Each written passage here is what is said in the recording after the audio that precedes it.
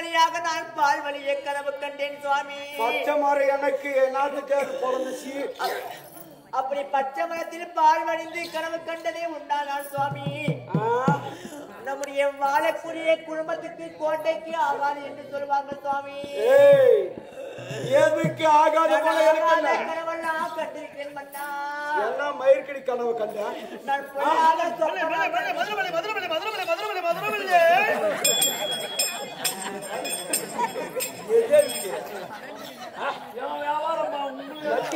நான் பொய்யாக இப்ப ஒவ்வொன்னா சைட்டு போட்டு வித்துனே கிடக்குறாங்க.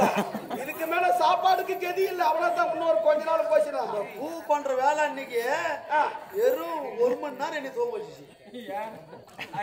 என்னடா வேலை இது? இது 20 ரூபா 30 ரூபா. அதுக்கு தான் மூட்டை கணக்கா கிடக்கு. தெரிய உள்ள எவ்வளவு கிலோவா? 1 கிலோ 30 ரூபாய் வாங்குறேன். அந்த ஆளுக்கான பையன் நான் பண்ணி போற சாப்பாடு விதமா வாய்க்கு ருசியா 32 வகையான சாப்பாடு பொரியல் இல்லைன்னா அந்த நக்கரமாயன் சாப்பிடுறது இல்ல. என் கை சாப்பாடு தூக்கி அடிக்குது. பொழுதுக்கு வந்து எங்க நாட்டுல என்னுடைய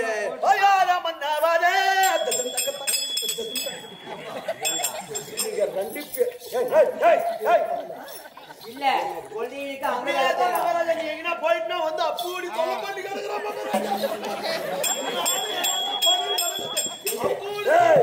பொழுதுக்கு அங்க போய் வேலை செய்யறான். இங்க வந்து தூங்குறாங்க. இதெல்லாம் கேட்கறதுக்கு நாதி இல்ல. கேட்டா கெட்டவங்கன்னு சொல்லுவாங்க. அங்க வீட்டுல போய் நல்லா வேலை செய்யறது, இங்க வந்து தூங்குறது, வாங்குற சம்பளத்துக்கு ஒழுங்கா வேலை செய்யறாங்களா? நீ கேக்குறது இல்ல. ஆனா நான் கேட்டா அது கெட்டவான்னு சொல்றாங்க. அதனால எங்கேயும் சுடியறி போனா போட்டு ஏங்க இவ்வளவு நேரம் போய் வரணும் விட தரம் கூட்டிதான் முடியாது. ஏன் போக வேணாம்னு சொன்னான்னு கேட்டியா? எதுக்கு சொன்ன அப்படி? எதுக்கு? ஒரு மருகன் செத்துனுக்குறான், மக்கமாறு போயிருக்கிறாங்க. ஒரு பெத்து வயிறு பத்தி எரியாதா? எனக்கு அங்கலாப்பு இருக்காதா? ஒருவேளை வீட்டுக்காருக்கு ரோசம் இருக்குதா?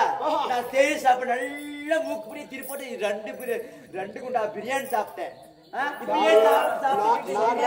சொன்னா உள்ள வேற சொம்பு உள்ள கடைச்சி எடுத்தோம்னா அனுப்பி கொடுத்து ஒருவேளை இப்ப எல்லாம் பேச்சு தடுத்துனா மனைவி பேச்சு கேட்டு போகாம இருந்தீங்களோ அப்படி என்று சோதனை செஞ்சு பார்த்தேன். அப்படியா? இப்பொழுதே போய் வர விடை கொடுத்தது உண்டானால் அந்த யாதவனை மடித்த மறுமலை பார்த்து வருகிறேன். நீ சென்ற அரண்மனையில்